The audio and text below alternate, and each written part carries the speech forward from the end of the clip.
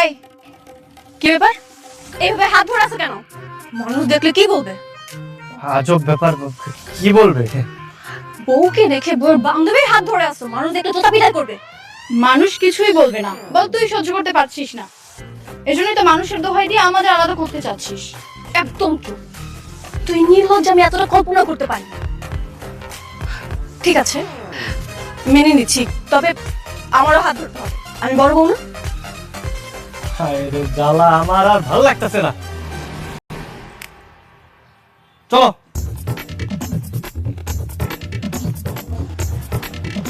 উফ, তা রিক্সাও পাইতেছি না।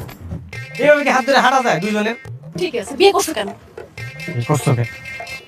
সংসার আমার ভাল লাগে না। এই রিক্সা মামা, যাবা? দেবের যাবা? না যাবো না, মন ভালো নাই। মানে মানে কি বাসায় কি বউয়ের সাথে ঝগড়া করছো বলে, তাই না? আজব ব্যাপার, আপনি বুঝলেন কেমনে? আপনার অনুমান সঠিক। বিয়া করা যে এত যন্ত্রণার কাজ, আগে জানলে জীবনেও বিয়া করতাম না। আরে কি কও, এটারও তো সলিউশন আছে। আরেকটা বিয়ে করে ভালো। তোমার এক বউয়ের লোকে ঝগড়া লাগলে আরেক বউ তোমার সঙ্গে বাসা থাকবে। এই তো দেখো না, আমি দুই বউ নিয়ে ঘুরতেছি। একটা এটাই চালাইতে পারি না, আবার দুইটা। হ্যাঁ মামা, আপনার কথা শুনবেন না তো? আমাকে কষ্ট দিয়ে একটা বিয়ে করতে, তারপর আরেকজনকে বিয়ে কথা। চুপ থাকো, চুপ থাকো মামা, চলেন। প্রয়োজনে আমি আপনার ভাড়া বাড়াই দিব। আসলে আশেপাশে আর কোনো রিক্সা পাইতেছি না তো, চলেন। 3 গুণ বাড়াই দিতে হবে, পারবেন? কোনো সমস্যা নাই, যা দেবেন তাই দিব। আসেন।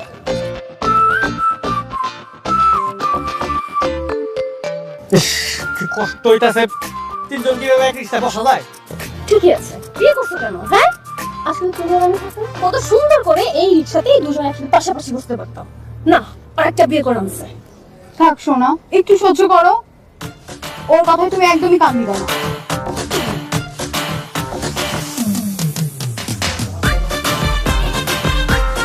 এই, রাস্তাঘাটে নোংরামি করছিস কেন? হ্যাঁ, আচ্ছা আচ্ছা বলছি। আজব ব্যাপারে এরকম চিল্লাচিল্লি করতেছো কেন? ও তার একটা রিক্সাতে পড়ে যেত। নিজের ব্যালেন্স করার জন্য আমার একটু ধরতে, তার কি হয়েছে? হ্যাঁ জান, তুমি ঠিকই বলছো, কিন্তু আমার এই বান্ধবী নামের ডাইনিটা সবসময় উল্টা পাল্টা বুঝে। কি? আমি জানি আজকে তোর আমি আরে থামো, আরে কি করতেছো তুমি? আরে থামো, থাম, আরে থামেন। সারা যেইখানে যাই সেইখানে বিয়ে নিয়ে অশান্তি। আমার একটা বউ, সেইখানে অশান্তি। মামা আপনার 2টা বউ, সেইখানে অশান্তি। আজকে এই জীবন আমরা আর কেউ রাখবো না। আজকে আমরা সবাই বইটা দামো। মামা মরে যাও মানে? থামো তুমি, থামো। আমরা তো শান্তিতে আছি। আরো বড় অশান্তিতে আছেন মামা। আজকে সব অশান্তি দূর করে দিব। সামনে যেই গাড়ি পাবো টাকা হামদা দিয়ে আজকে মরে যাবো। আরে মামা কি উল্টা করে দাঁড়াইতে, তাহলে থামো। আরে থামো মামা, কি করছো? আরে কোনো থামা থামি নয় আজকে উত্তাল।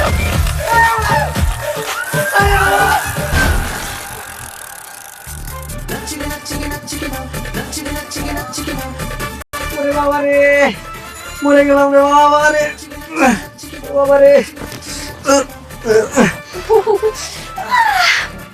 শান্তি শান্তি শান্তি। বেশি ব্যথা পাইছো? ঠিক আছে তুমি? আমি ঠিক আছি। আরে বাপ রে বাপ, আমার উপর রিক্সা পড়ছে, আমাকে না ধরে ওকে নিয়ে পড়ে আছে। আরে উঠো, তোমার তো তেমন কিছু হয় না। উঠো উঠো।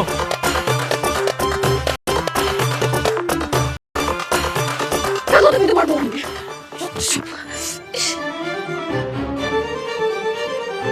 দেখ বাবা, আপদটা গেছে। চলো শোনো, আমরা ঘুরে আসি। হ্যাঁ,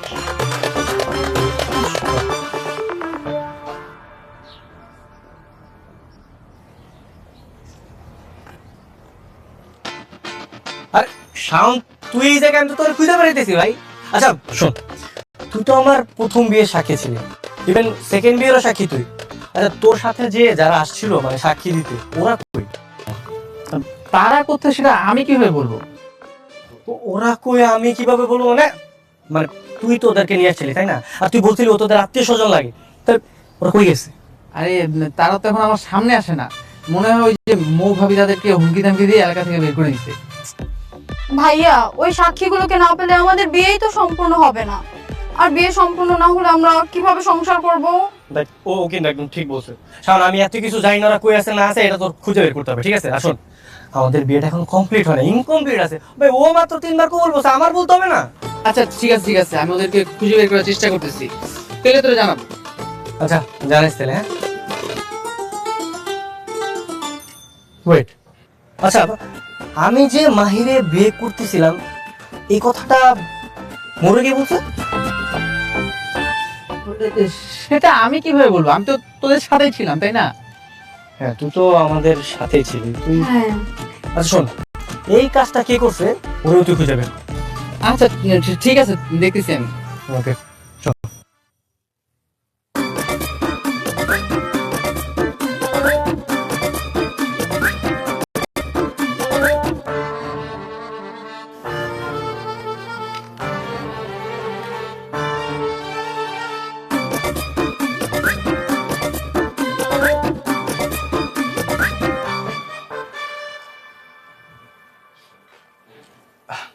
খাওয়াটা না খুব মজা হয়েছে, বুঝছো? তুমি একটু খেয়ে দেখো।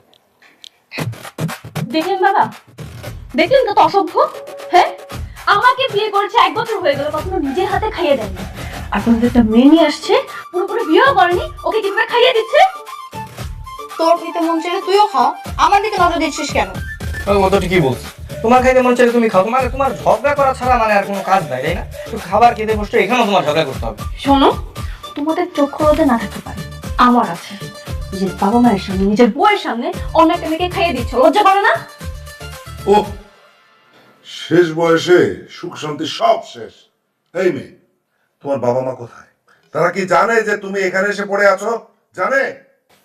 আমার বাবা মা কেউ নেই, আমি চাচার কাছে মানুষ হয়েছি।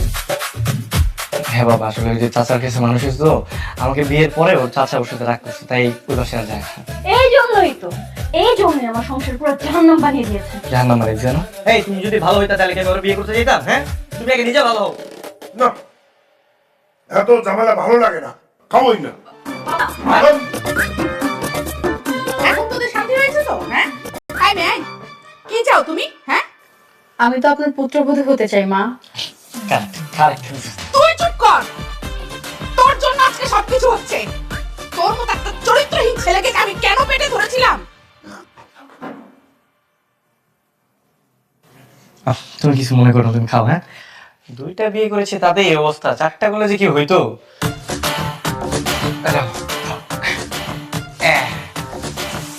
মজা হয়েছে না?